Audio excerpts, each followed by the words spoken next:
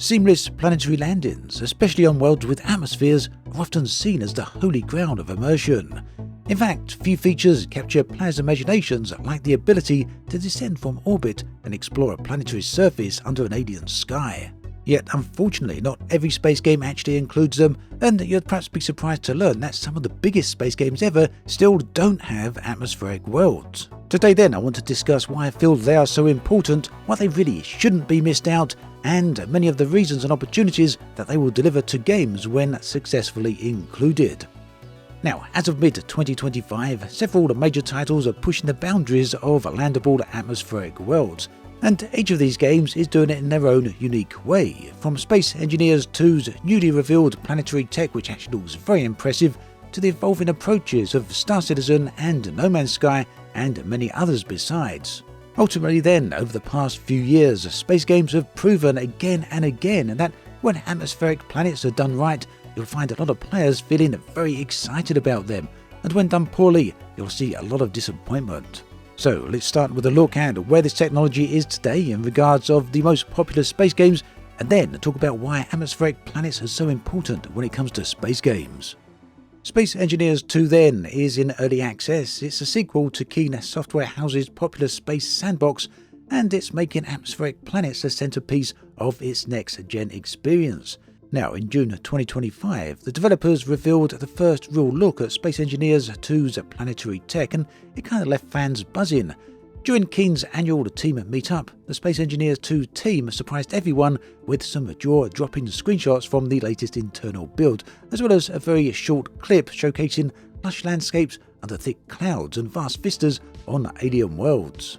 Whilst the first game certainly had atmospheric planets, what we're seeing here is something very different. They're far more detailed and alive than their voxel planets of the original game. The new planet tech then in Space Engineers 2 is built on Keen's next generation V-Rage 3 engine, and it kind of represents a huge leap from Space Engineers 1. According to the team, Space Engineers 2 will allow players to seamlessly travel from space to planets with no loading screens while maintaining a smooth performance. Now, this of course was already possible in the first game, but what's different here is the fidelity and features of those planets. Space Engineers 2's planets have been described by Keen as enhanced with diversity and biomes as well as dynamic weather systems. The screenshots unveiled in June gave a taste. One image shows verdant terrain blanketed in forests and mist, voluminous clouds. Another reveals a sunset over desert hills with sparse atmospheric haze. Notably, volumetric clouds are clearly visible and even cast realistic shadows on the ground, a detail that Space Engineers 1 never had. In fact, Keen has also confirmed that weather and clouds are a real simulation now. It's clear then that atmospheric worlds, planets in general, are very important to the future of this game, and therefore it makes sense that the team are spending a lot of time developing this technology. That also includes volumetric water on planets. This obviously is a pretty big deal because it's not something you see all that often. Currently, we know of 3 worlds that will be coming in Space Engineers 2. These are all set in the Almagest star system, and, well, what are their names? We've got a verdant Earth-like called Verdure, a dusty Mars-like called Chemic, and an enigmatic water world called Biblos. Now, these planets are designed to be fully explorable. They're sandboxes in their own right, as well as backdrops for the game's missions and NPC interactions. Of particular interest to a lot of people is the ocean planet with its volumetric water. It's something that's not been seen before in the Space Engineers series, so the ability to build bases underwater and perhaps even harness H2O is something that a lot of people are very interested in. Ultimately, the community reaction to Space Engineers 2's atmospheric planet then has been overwhelmingly positive. A lot of people very impressed with what they're seeing. All of this goes a very long way to say and show that space games are not just about space, but also about the worlds and planets that reside there. And ultimately, if you're releasing a big game, you ignore planets at your own peril, and if you mess them up, well, it's likely to cause huge problems among the community. Arguably, one of the most famous space games out there is Elite Dangerous. It's been a pioneer in the one-to-one scout space simulation right from the start, offering a full Milky Way for players to roam, but for most of its life, planets were restricted to airless worlds. Then, in 2021, the Odyssey expansion finally introduced atmospheric landings, but with one very big caveat. Only planets with tenuous or very thin atmospheres were actually included. Essentially, if a world has more than about 0.1 Earth atmospheres of pressure, the game still treats it as off-limits for landing. This means that there's no Earth-likes, nothing even close, no thick clouds, no liquid oceans, no breathable atmospheres. Instead, Odyssey allowed players to only touch down on Mars-like desert planets, icy bodies with trace gases, and similar barren worlds that have a pretty sky but no complex weather systems. This also means there's no complex atmospheric flight models when you're down around these type of thick atmospheric planets because there aren't any. It also means there's no reheating entry effects. To all intents and purposes then, Frontier sidestepped a lot of very complex work. That said, the thin atmospheric worlds that are there do have some spectacular skies. These are all scientifically accurately modelled. The colours you see in the sky are modelled from the composition of the gases and chemicals that you find around the planet. And because the worlds in Elite are scientifically accurate, it means that the atmospheres you see are also in turn scientifically accurate. Now, when it comes to the videos you see on YouTube from a lot of content creators, you'll see many of the videos are floating around these wonderfully coloured planets because yes, they certainly make for some stunning backdrops. Ultimately though, it's led to a mix of sentiment around this. Community players and others feel that the planets that are here are nice, but there's also some lingering disappointment that Odyssey didn't go further. Many veteran players note that these atmospheric worlds do feel empty, essentially horizon planets with some sky colour and sparse assets. Some people wonder perhaps what's the point? And maybe the strongest sentiment around this is a longing for the Holy Grail, that's Earth-like planets. Of course, the other side of that coin is what to do when you're down there. Well, it turns out, as you'll see throughout this video, that many other space games have already answered that question, so it really is a bit of a moot point. Ultimately, it still remains possible that at some point in the future, Elite may well get full atmospheric planets, but right now a common feeling is that Elite Dangerous may also never get Earth-like worlds in its lifetime, or if it does, it could equally be many years away. Ultimately, this leaves Elite in an awkward spot in 2025. It does have atmospheric planet tech, but in a very limited manner, and that leaves it feeling left out in a universe where other games are racing ahead with this particular tech. Now, perhaps one of the best examples, if not the best example of planetary tech in space games is of course Star Citizen. Now obviously this game comes with a lot of caveats. It's not a fully released game, it's still in alpha, it has a lot of other problems as well as a lot of mixed sentiment, shall we say, putting it bluntly, when it comes to the player base and the community at large in the games industry. But regardless of your feelings towards Star Citizen, one thing that cannot be denied is just how impressive their planetary tech is. As of right now in mid-2025, Star Citizen players can freely land on multiple fully atmospheric planets from the Statum system as well as the Pyro system on the other server.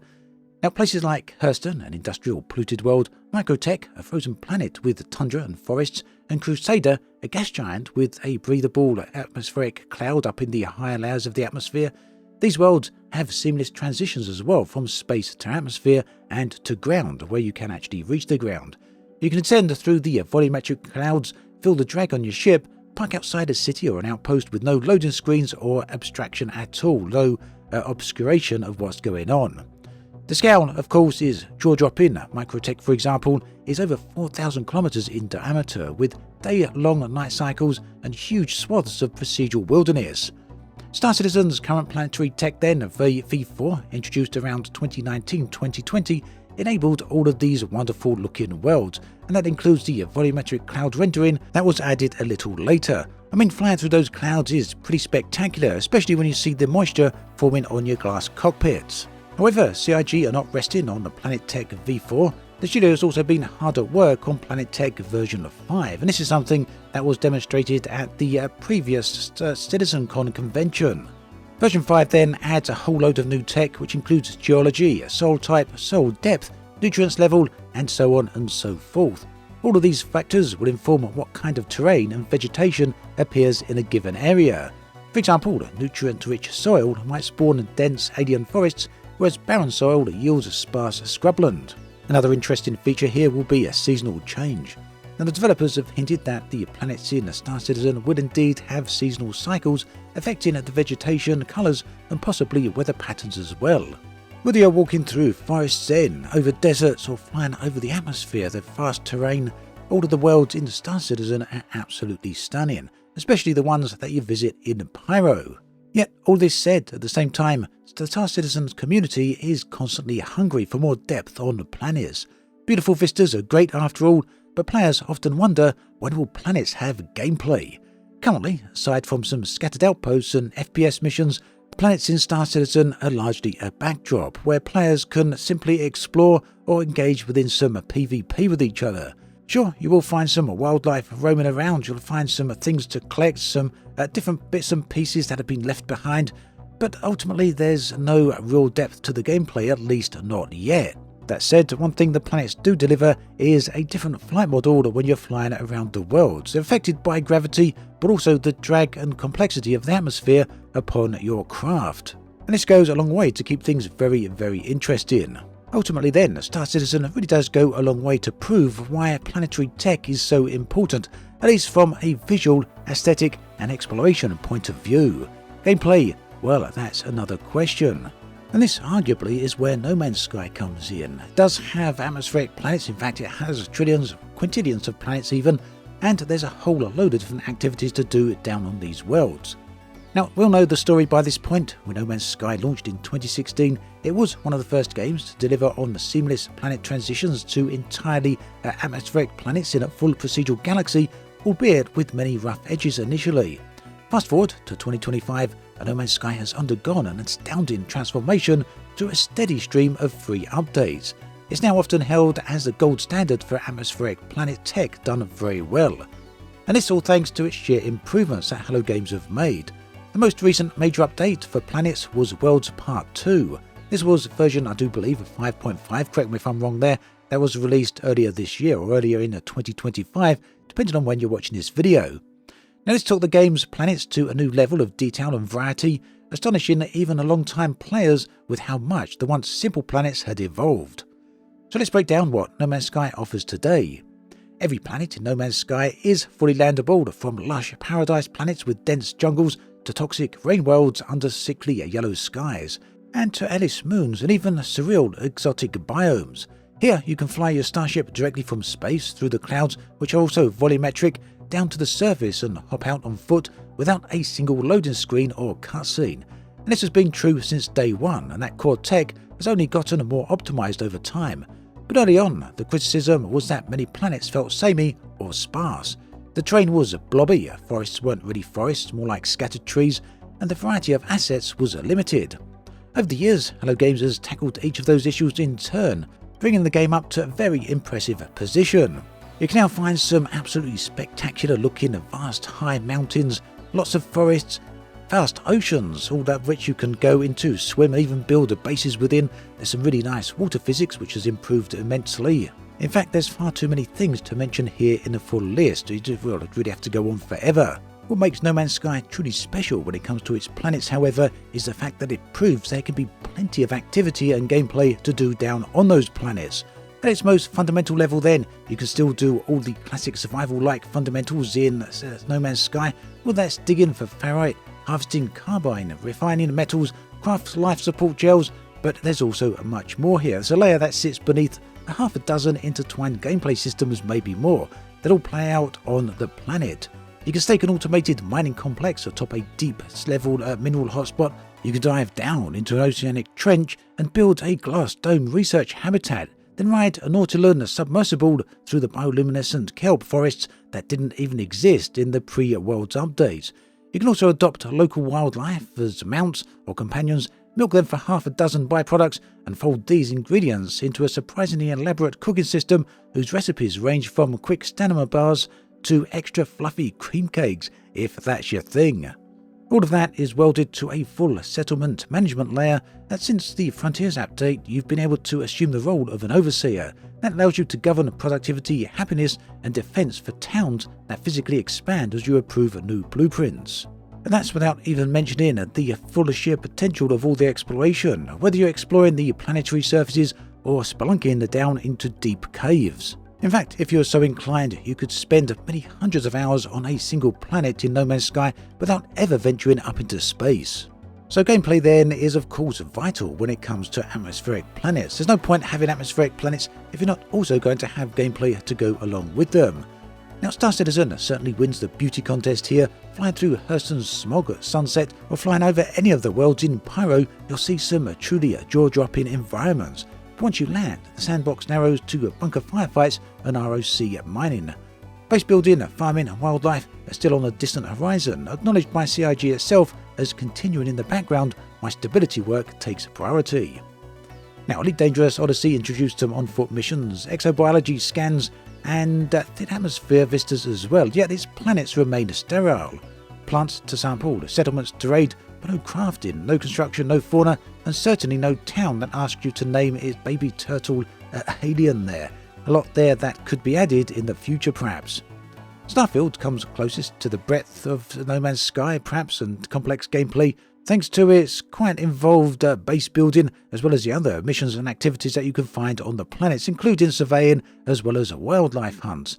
But the problem here is that each activity happens inside a carved out tile, and the procedural points of interest on these tiles recycle pretty quickly. They'll soon see a lot of repetition happening very soon.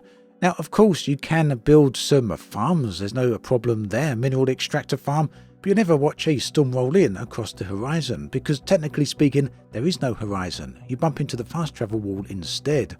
In short, what we see in No Man's Sky is pretty unique when it comes to a planetary surface gameplay. No Man's Sky offers more overlapping, self-reinforcing planetary loops than many of its other games, in fact any of them I would argue.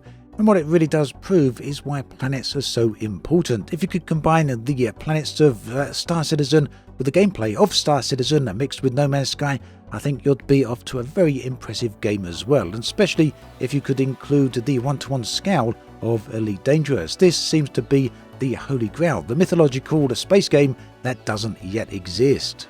To summarise then, atmospheric planets remain a very important feature of space games, regardless of whether any particular title actually has them or whether it doesn't. They're all something that have the potential to add immensely to any game.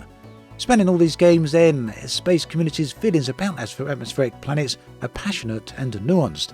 There's a common thread, it's that players deeply value the immersion and possibility that atmospheric worlds represent. When done well, it evokes a sense of wonder, that dream of stepping onto an alien world with vibrant sky, and when done poorly or omitted altogether, it provokes frustration because it feels like a dream deferred, something put away for another day or perhaps never actually coming. Spend any time looking into this subject and you'll constantly see a lot of key features emerging repeatedly. And these are things such as seamlessness and scale. Players really want the feeling of a real planet beneath them. That means no immersion and breaking cutscenes as you descend down from space.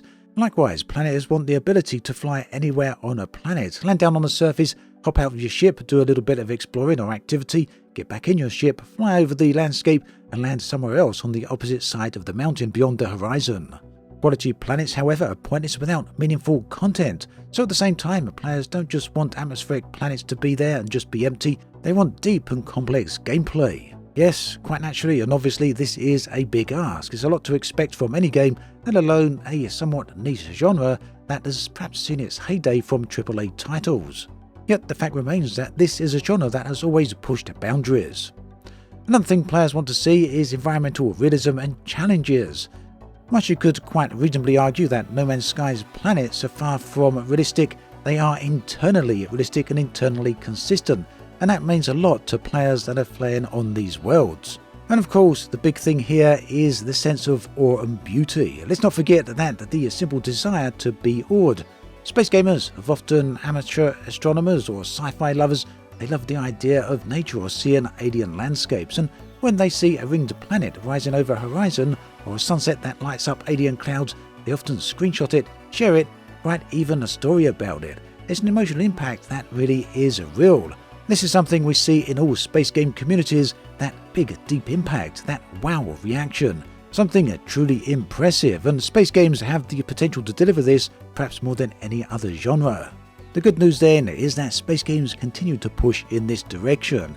Even if we're not seeing massive releases of brand new AAA titles, the ones that are there are pushing the boundaries of their technology. Whether it's the constant updates from No Man's Sky or the ongoing improvements of Star Citizen, or even the next steps in an existing franchise such as Space Engineers 2. What we're seeing is that yes, developers do understand the importance of atmospheric planets, and perhaps for the most part, this is an area of the space game genre where player interest and developer interest can align over time, delivering something eventually truly spectacular that we haven't yet seen. Let me know what you think about all of this in the comments section, because it is a very important subject to me. I love the idea of atmospheric worlds in space games. I'd love to hear your thoughts on all of this. Thanks for watching this video all the way through. There's another one on the screen right here if you want to watch that. Take care, and I'll catch you next time.